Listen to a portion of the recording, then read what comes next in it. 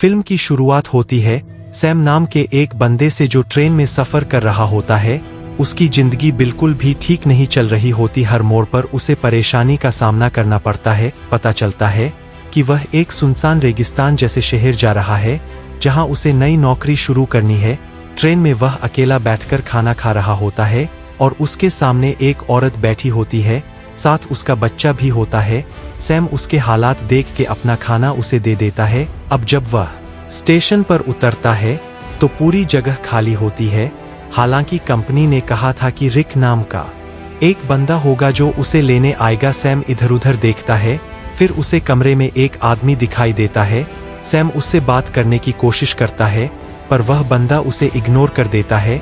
Sam उससे पूछता है बाथरूम कहाँ है, तो वह बंदा बस इशारे से बता देता है। सैम को उस पर गुस्सा आता है पर वह चुप रहता है और वॉशरूम चला जाता है।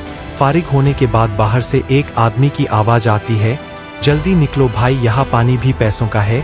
असल में यही वो रिक है जो सैम को कंपनी तक पहुँचाने वाला है। सैम कहता है हो गया भाई, बस निकल रहा हूँ। अब दोनों गाड़ी में बैठते हैं और कंपनी की तरफ रवाना होते हैं। रास्ते में रिक बोलता है तुझे $300 देने होंगे ट्रेवल के। सैम चौंक के कहता है यार कंपनी ने तो कहा था $200। रिक गुस्से में कहता है अगर 3300 दे सकता है तो ठीक, नहीं तो उतर जा। सैम सोचता है कि कोई दूसरा रास्ता तो है, नहीं तो वह मान जाता है। थोड़ी देर बाद गर्मी बहुत ज्यादा हो जाती है। सैम एसी ऑन करने की कोशिश करता है।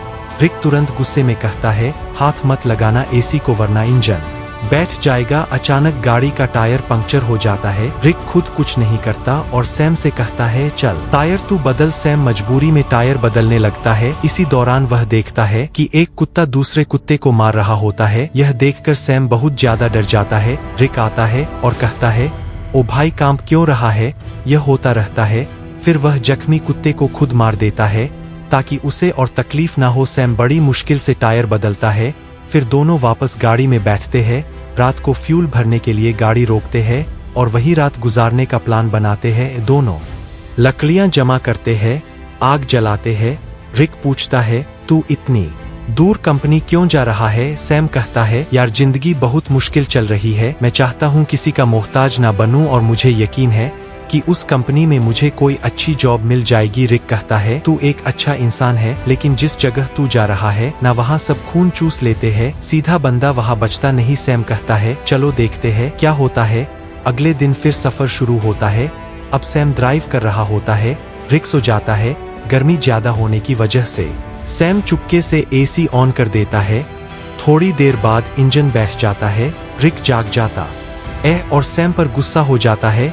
ओ भाई मैंने तुझे कहा था ना एसी को मत छेड़। वो गुस्से से गाड़ी से बाहर निकल जाता है। सैम भी उतरता है और रिक से माफी मांगता है। रिक को और गुस्सा चढ़ जाता है, बोलता है चुप कर, तेरी आवाज ना सुनूं। इसके बाद सैम पेशाब करने जाता है।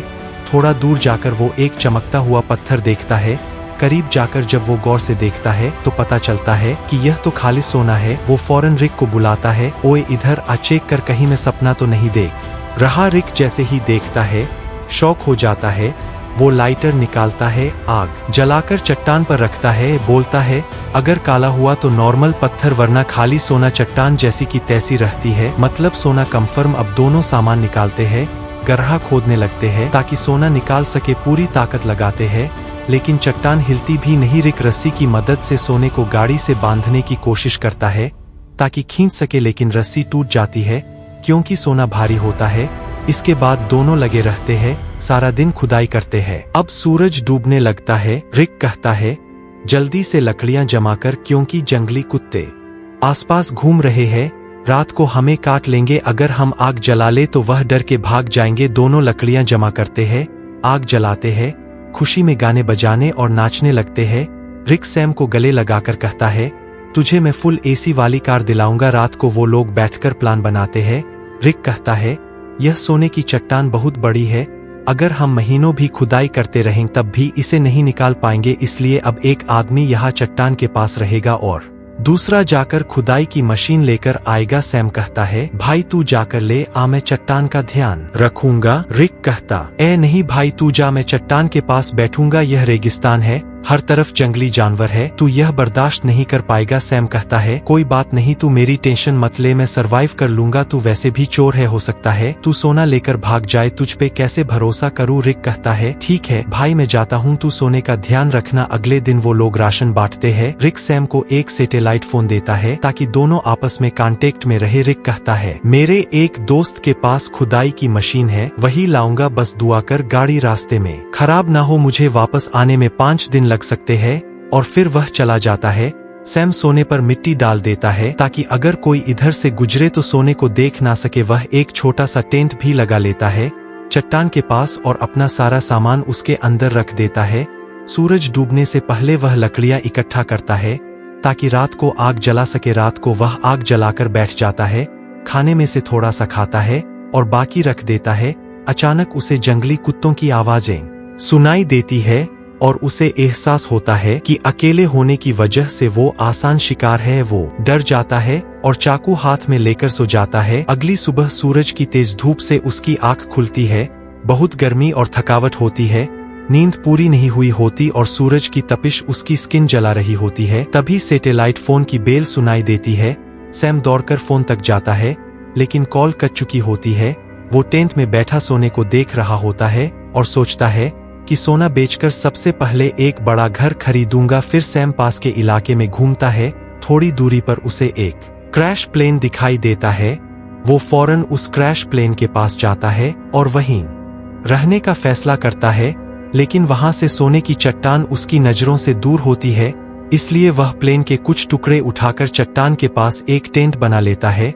सैम कुछ देर के लिए आराम करने लगता है ताकि पानी की बचत हो और थकान कम हो। अचानक बाहर से कुछ ऐसी आवाजें सुनाई देती है जैसे कोई सोने की चट्टान चोरी कर रहा हो। वह बाहर निकलता है, लेकिन कुछ नहीं होता, चट्टान वैसे की वैसे होती है। वो चट्टान के पास बैठ जाता है। तभी उसे एक आइडिया आता है कि क्यों ना चट्टान से एक सोने का टुकड़ा काट लिया जाए। सैम पत्थर उठाकर सोने को तोड़ने लगता है और वह सोने का एक बड़ा सा टुकड़ा तोड़ने में कामयाब हो जाता है और उस पर से मिट्टी साफ कर अपने पास रख लेता है।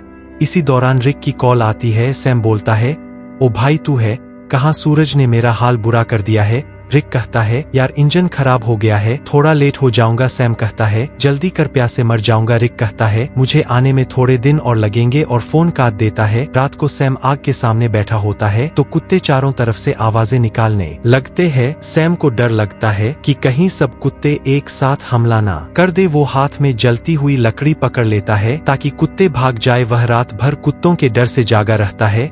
सुबह होती है, वह सोना चाहता है, लेकिन सूरज ने उसकी खाल जला दी होती है। दर्द से वह सो नहीं पाता। वह पानी पीने जाता है, लेकिन पानी भी बहुत कम बचा होता है। इतने में वह देखता है कि एक सांप उसकी तरफ आ रहा है। वो उसे मारने की कोशिश करता है ताकि खा सके, क्योंकि खाना भी लगभग खत्म हो चुका होता है। लेकिन सांप को मारते वक्त पानी की बोतल गिर जाती है और बस थोड़ा सा पानी बचता है। फिर वह दोबारा प्लेन वाले एरिया में जाता है, उम्मीद करता है कि शायद कुछ खाने पीने को मिल जाए। तभी वह देखता है कि दूर से एक इंसान आ रहा है। वह फौरन अंदर जाकर प्लेन में छुप जाता है, लेकिन वह इंसान प्लेन के पास आ जाता है और सैम को बाहर आने को कहता है। करीब आकर पता चलता है कि वह तो एक लड़की है जो उससे बात करना चाहती है, लेकिन सैम उससे बात करने को तैयार नहीं होता। लड़की पूछती है, तुम यहाँ बैठकर क्या कर रहे हो और यही जगह क्यों चुनी? सैम कुछ नहीं कहता, बस चुप रहता है। थोड़ी देर बाद सैम लड़की से कहता है कि वह इस प्लेन में रह सकती है और खुद वहां से चला जाता है। लड़की कहती है, तुम मुझसे कुछ छुपा रहे हो। वो सैम के पीछे पीछे चलने लगती है और उसके साथ कैंप तक पहुंच जाती है। वह बार बार सैम से पूछती है, तुम यहाँ कैसे पहुंचे? अब सैम घबरा जाता है। वो सोचता है, इससे पहले कि यह सोना देख ले, किसी तरह इसे यहाँ से भगा दूं। सैम लड़की से कहता है, क्यों आई हो मेरे पीछे? यहाँ तुम्हारी कोई जरूरत नहीं है, तुम्हें यहाँ से चले जाना चाहिए। लड़की कहती है, मैं तब तक नहीं जाऊंगी जब तक यह ना पता चल तुम मुझे यहाँ से भगाने की कोशिश क्यों कर रहे हो। जरूर तुम मुझसे कोई राज छुपा रहे हो। उसी वक्त उसकी नजर सोने पर पड़ती है। वो कहती है, अच्छा तो यह बात है, पूरे सोने के मालिक बन बैठे हो, यह सारा खजाना अकेले ले जाओगे। अब मेरी बात सुन, मैं तब तक यहाँ से नहीं जाऊंगी जब तक इसमें से मुझे आधा हिस्सा नहीं मिलेगा। सैम को गुस्सा आ जाता है। वो डंडा उठाता है और सीधे उसके सिर पर मारता है। लड़की वहीं मर जाती है। सैम सदमे में आ जाता है।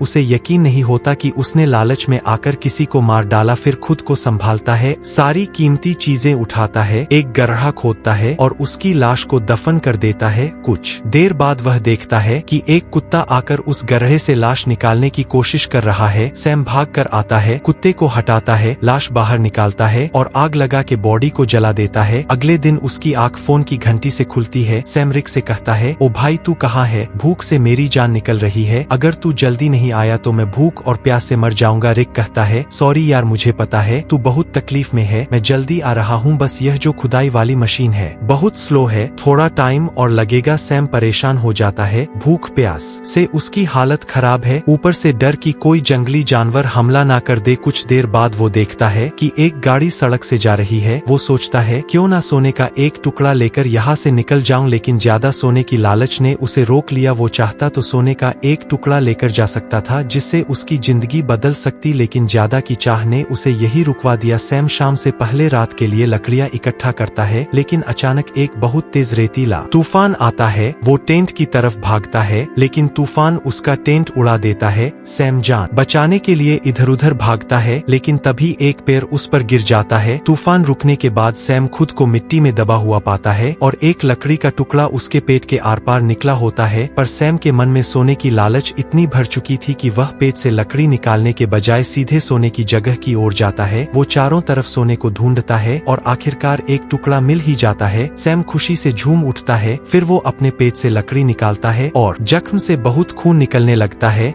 वो कपड़े का टुकड़ा लेकर जख्म बांधता है, लेकिन खून रुकता नहीं। मजबूरी में वह आग जलाकर एक डिब्बे का टुकड़ा गर्म करता है और जख्म पर लगाता है।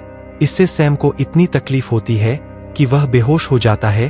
थोड़ी देर बाद होश आता है, उसे हर तरफ वही लड़की दिखती है जिसे उसने मारा था। अब उसका दिमाग घूमने लगता है, उसे समझ नहीं आता कि यह सच है या फिर वहम। तभी फोन बजता है, रिक कॉल करता है। सैम चिल्लाता है, यार वो लड़की हर तरफ दिख रही है।